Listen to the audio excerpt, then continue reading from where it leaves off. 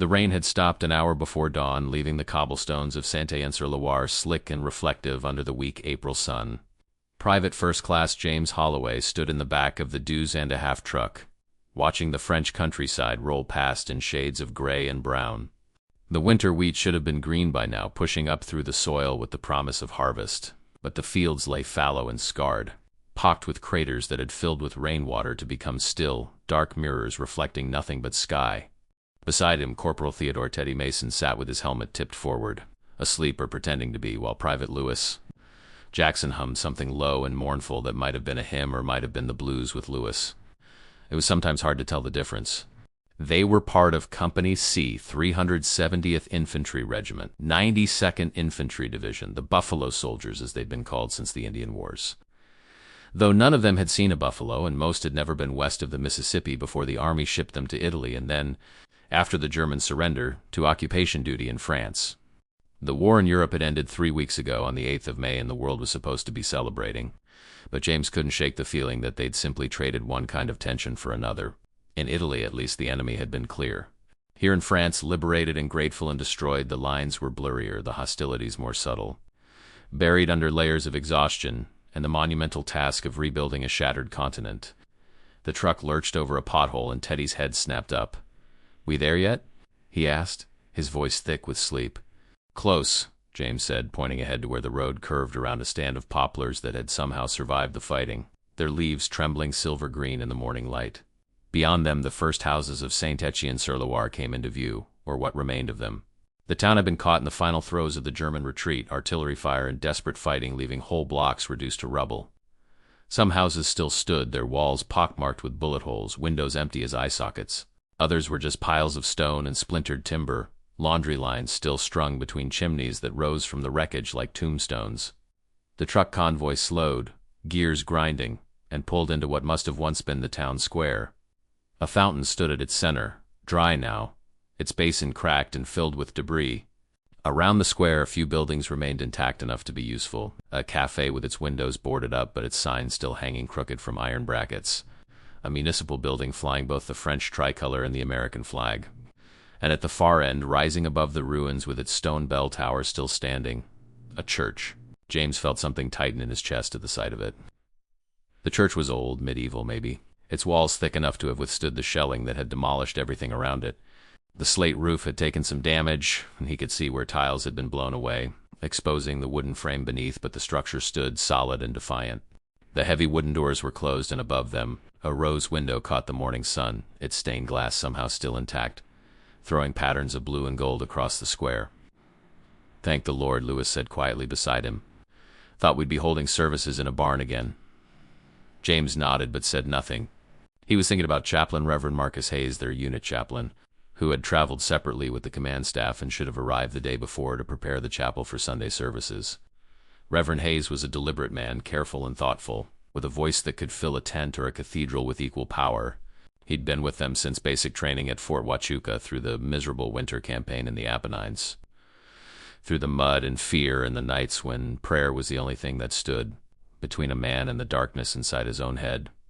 He'd buried their dead with dignity, written letters to mothers and wives, and never once let them forget that they were men of worth, soldiers of God before they were soldiers of the United States Army. The trucks came to a halt and Sergeant started barking orders. James grabbed his duffel and jumped down, his boots hitting the wet cobblestones with a splash. The air smelled of damp stone and wood smoke and something else underneath, the lingering odor of destruction. Dust and cordite and decay that seemed to cling to every town they'd passed through since crossing the Rhine. French civilians were emerging from doorways now, watching the American soldiers with expressions that mixed relief and wariness and something that might have been hope. An old woman in black stood in front of what remained of her house, holding a broom as if she might sweep away the rubble through sheer force of will. A small girl clutched her mother's skirt, staring at the black soldiers with wide eyes, curiosity rather than fear, James noted, which was something. Captain William Thornton stepped down from the lead truck, his uniform crisp despite the journey. His pale face already settling into the expression of distant authority he wore like a second skin. Thornton was a white officer from Virginia assigned to command the company despite having no combat experience and, from what James had observed, no particular interest in the welfare of the men under his command. He joined them after the armistice, a reward posting or punishment depending on who you asked, and he carried himself with the stiff formality of a man who believed rank was a substitute for respect. "Sergeants, get these men organized," Thornton called out. "I want billets established by noon. Perimeter security, supply inventory, the usual. And someone find out where the hell our quarters are supposed to be." Staff Sergeant William Davis, who'd earned his stripes in combat and carried shrapnel in his left leg to prove it, saluted with just enough delay to be noticed. "Yes, sir." "And the chapel, sir?" "For Sunday services?" Thornton waved a hand dismissively. "The church is being handled. You focus on your duties, Sergeant." Something in the captain's tone made James glance at Lewis, who raised an eyebrow. "Being handled how?" Lewis muttered under his breath. They didn't have to wait long for an answer. As the company dispersed to their assigned tasks, James and his squad were detailed to check on the chapel and find Reverend Hayes. They crossed the square toward the church, passing French civilians who nodded or offered tentative bonjours that the soldiers returned with varying degrees of confidence in their pronunciation. The church doors were massive things, dark oak banded with iron, and as they approached, James could hear voices inside, raised voices, American accents sharp with anger. He pushed open the door, Lewis and Teddy behind him, and stepped into the cool dimness of the nave. The interior was more damaged than the exterior suggested. Pews had been overturned, perhaps by soldiers seeking cover during the fighting, and debris littered the floor-broken plaster. Chunks of stone spent shell casings that clinked under his boots. But the altar still stood, and the vaulted ceiling soared overhead, and light poured through the rose window to paint everything in shades of sacred color. Near the altar, two men faced each other. One was Reverend Hayes, still in his chaplain's uniform with its silver cross insignia, his dark face composed but his jaw tight. The other was a white officer James didn't recognize, or major, from the oak leaves on his collar, older than Thornton, with the weathered look of a career soldier. Between them, half hidden in shadow, stood a French priest in a dusty cassock, wringing his hands. "I don't care what arrangements were made," the major was saying, his voice echoing off the stone walls. "This is a Catholic church, and the local priest has jurisdiction. Your ... people can hold services elsewhere, with respect." "Major Garrett," Reverend Hayes said, and his voice was calm, but James could hear the steel underneath. "I was assigned as chaplain to this regiment. These men have been promised worship services, and this is the only structure suitable within 10 miles. The French priest has already given his permission he's now withdrawn," Garrett interrupted. "Isn't that right, Father?" The French priest looked between them, his English clearly limited, his discomfort obvious. "Je n'y comprends pas. I do not want trouble. The Americans, they help us, but ... single quotes," he gestured helplessly. "The Father doesn't understand what's happening," Reverend Hayes said quietly. "He agreed yesterday to share the space. I've already cleaned the sanctuary, prepared for services, and now you can unprepare," Garrett said flatly. "I've arranged for use of a warehouse on the edge of town. That's suitable for your purposes. The word you're hung in the air like smoke." James felt his hands curl into fists. Beside him, he heard Lewis draw in a sharp breath.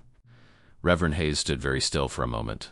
When he spoke, his voice had changed, dropped into a register that James recognized from every sermon that had ever mattered. Every moment when the Reverend had reminded them who they were and why they fought. "Major Garrett, these men have served with distinction. They've bled for this country. They've died for it. All they're asking is a place to worship God, and this place has been offered. By what authority do you override that?" "By the authority of my rank and my responsibility for maintaining order in this sector," Garrett said. "You want to make an issue of this, Chaplain? Take it up through channels. But Sunday service will be held where I have designated, not here." "Why not here?" The question came from Teddy, who had stepped forward before James could grab his arm. "Sir," he added belatedly, "what makes a warehouse better than a church for church?" Garrett's eyes narrowed. "Who the hell are you, soldier?" "Corporal Theodore Mason, sir."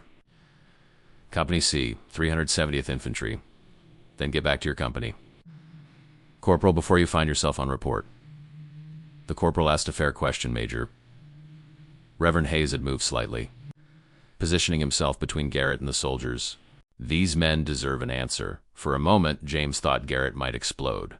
The major's face flushed red, and his hand moved toward his sidearm before stopping. When he spoke, his voice was low and tight. "What these men deserve, Chaplain, is not your concern or mine. What they get is what I decide they get. And what I've decided is that nigger soldiers don't worship in the same church as white soldiers. We've got the 106th Regiment quartered on the other side of town, good white boys from Pennsylvania, and they'll be using this church. Your boys get the warehouse. That's how it is. That's how it's going to be. And if you don't like it, you can file a complaint with the Almighty when you get home. Are we clear?" The silence that followed was absolute. Even the sounds from outside, the truck engines, the voices of soldiers seemed to fade away, leaving only the echo of that word hanging in the sacred space. James felt something break loose inside his chest, a rage so pure and bright it was almost blinding. He saw Lewis's jaw working, saw Teddy's hands shaking, but it was Reverend Hayes who held his attention. The chaplain had gone very still, his face unreadable. For a long moment he just stood there, and James could see him fighting something, some battle that was taking place entirely within. When he finally spoke, his voice was quiet, but it carried to every corner of the church. "I am a chaplain in the United States Army," he said. "I am an ordained minister of the gospel. I have served these men faithfully, and I will continue to serve them faithfully wherever and however I'm permitted to do so. But Major Garrett, you should know that what you're doing here in this place before God, it's a sin. Not against me, against them, against every principle they fought to defend." Garrett snorted. "Save the sermon, chaplain. You've got until 1400 hours to clear your things out of here. Dismissed." He turned on his heel and strode toward the door, brushing past James without a glance. The French priest muttered something apologetic in French and followed, leaving Reverend Hayes alone at the altar, his hands gripping the edge of the marble as if to steady himself. James started forward, but the Reverend held up one hand. "Give me a moment, son," he said quietly. "Just ... Give me a moment." They waited in the colored light from the rose window while their chaplain stood at the altar, head bowed, lips moving in silent prayer. James looked around the church, at the broken pews and the damaged walls and the crucified Christ hanging above the altar, and he thought about all the chaplains in all the armies throughout history who had blessed men going into battle, who had promised them that God was on their side, that their cause was righteous. He thought about the promises of the four freedoms, about the speeches they'd heard about democracy and liberation and the dignity of man. He thought about the German prisoners they'd guarded who'd been housed better than Negro soldiers, about the Red Cross blood banks that separated blood by race, about the signs in the American South that said whites only and meant it, and he thought about how tired he was of being grateful for crumbs of human decency, how exhausted he was from carrying the weight of other people's hatred while simultaneously being expected to die for their freedom. "Reverend," he said finally, breaking the silence, "we don't have to do this. We don't have to go to some warehouse like ... like we're not good enough for God's house." Reverend Hayes turned to face them, and James saw that his eyes were wet. "No," he said, "we don't have to do anything. But we will because we're soldiers, and because making a stand here now would only bring trouble down on all of you. Garrett's not worth it. This building isn't worth it. What matters is what we carry inside us." "That's bullshit, Reverend." Lewis had stepped forward, his voice rough. "Pardon my language in church, but it is. You've told us 100 times that we matter, that we're men of worth, that God sees us as equals. Well, if we're equals, why are we being pushed out of his house?" "Because some men have confused God's house with their own," the Reverend said quietly. "Because prejudice is so deep in their hearts they can't see past it, even in a sanctuary. But Lewis's son, listen to me. This building is just stone and wood and glass. The real church is us. Wherever we gather to worship, wherever we come together in faith and fellowship, that's the church. They can take the building from us, but they can't take that." Teddy shook his head. "All due respect, sir, but we're tired of having things taken from us and being told it's for the best. We fought in their war. We bled in their war. We did everything they asked and more, and still, we're not good enough to kneel on the same floor as them." "No," Reverend Hayes said, and his voice cracked. "You're not. Not in their eyes. Not yet. Maybe not ever. And that's the hell of it, boys. That's the bitter truth we have to swallow. We can be heroes, we can be patriots, we can lay down our lives, and still, to some men, we'll never be anything but what that major called us. That's the world we live in. That's the world we came home to, even here, even after all this." He gestured around at the ruined church, at the shattered town beyond its walls. "But here's what I know," he continued, his voice growing stronger. "Here's what I believe with every fiber of my being. That world is wrong. It's unjust. It's contrary to every teaching of the faith I serve. And one day, maybe not in our lifetime, but one day it will change. It has to change. Because the arc of the moral universe is long, but it bends toward justice. And until that day comes, we hold our heads high. We maintain our dignity. We serve with honor, not because they deserve it, but because we do. Because our worth isn't determined by their recognition of it. Do you understand me?" James wanted to argue, wanted to rage. Wanted to storm back across that square and drag Major Garrett out by his collar and make him see, really see what he'd done. But looking at Reverend Hayes, At the pain and pride and stubborn faith in his face, he understood something else. This wasn't surrender. It was survival. It was the same calculation that black people had been making for centuries. When to fight, when to endure, when to hold on to your humanity in the face of those who denied you had any. "We understand, sir," he heard himself say. "But it's not right." "No," the Reverend agreed.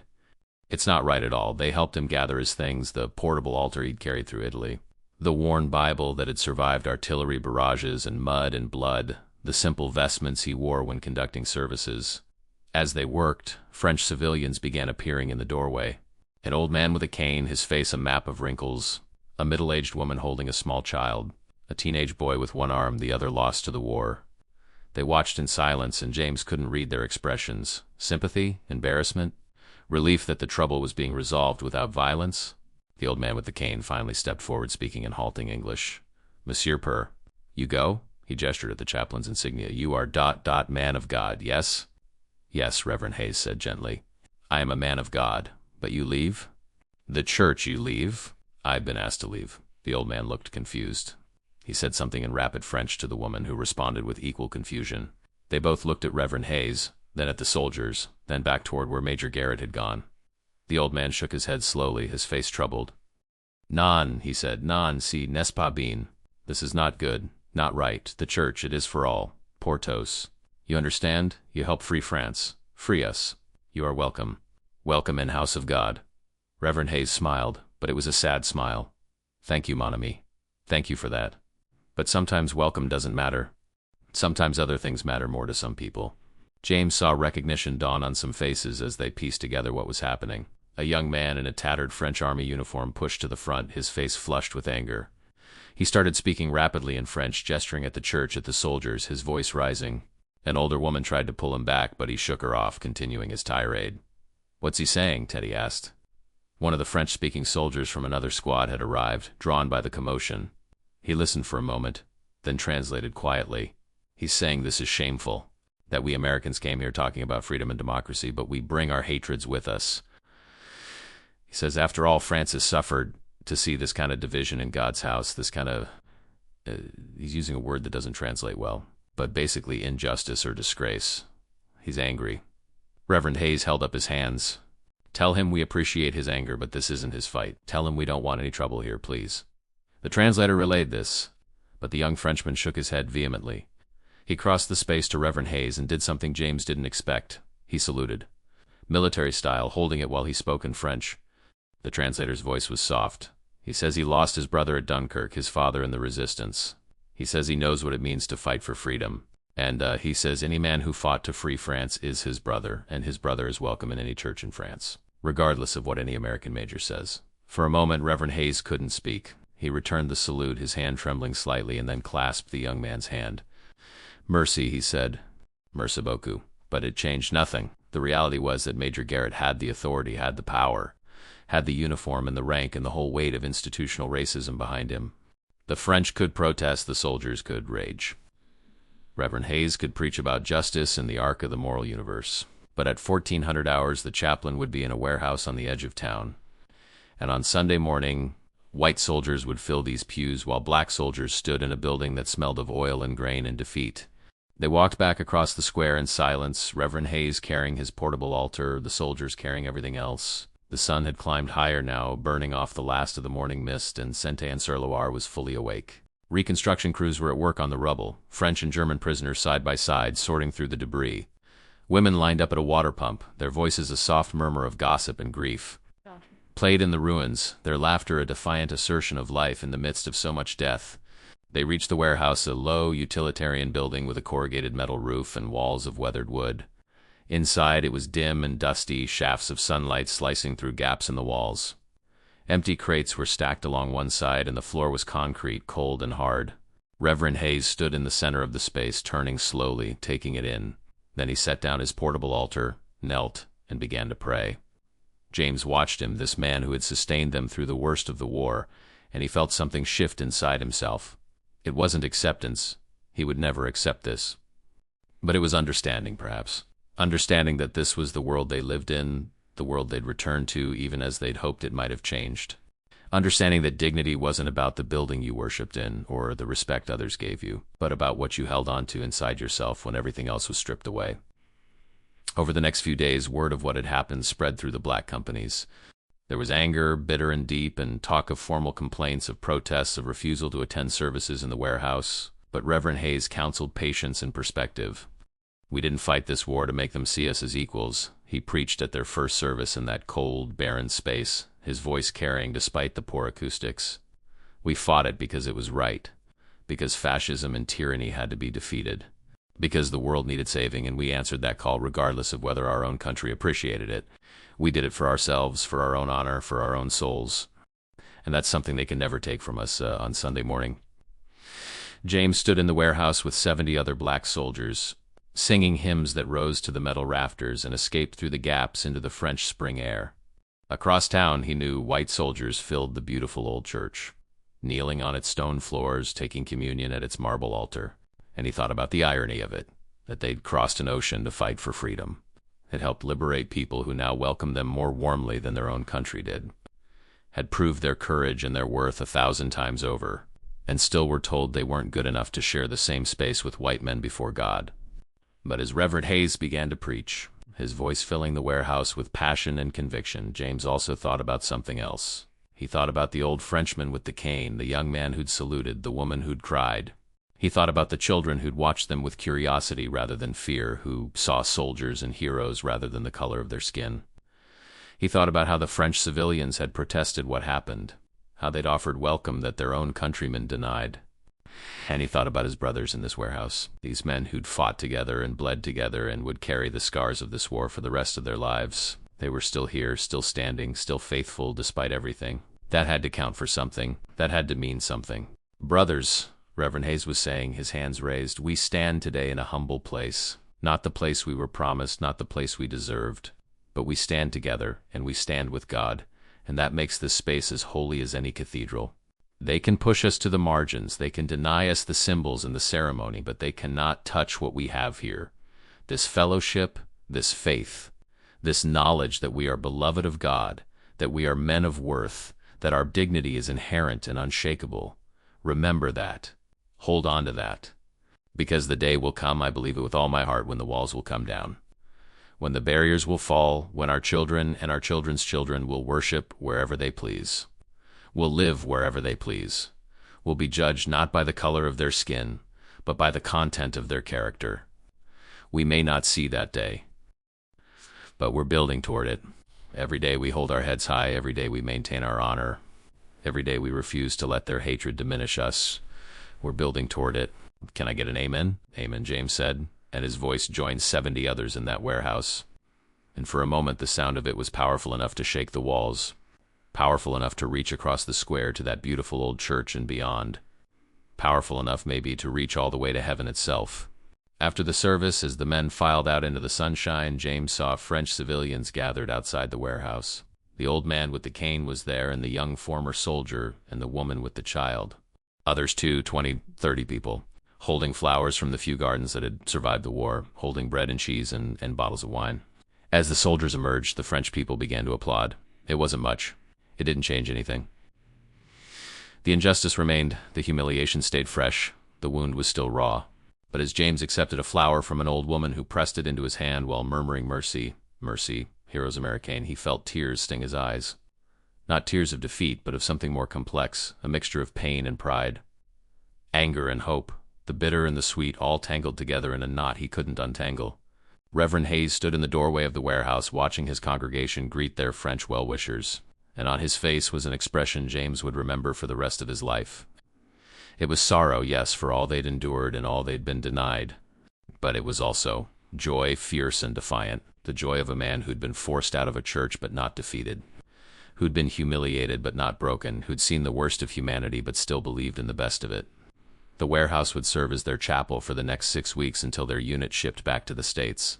They would return to an America that had not changed, to segregation and Jim Crow and all the old hatreds waiting for them despite their service. Many of them would join the civil rights movement in the years to come, would march and protest and demand the equality they'd been denied. Some would live to see the walls begin to fall.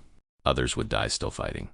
But on that Sunday morning in Saint-Etienne-sur-Loire, in the spring of 1945, in a warehouse that smelled of dust and oil but rang with hymns of freedom, they were men together in faith, soldiers together in dignity, witnesses together to both the worst and the best of the human heart. And if the chapel door had been closed to them, they had found another door, one that no major or captain or general could bar, the door of their own indomitable spirit, the door of their own unshakable worth, the door that once opened, no force on earth could ever shut again.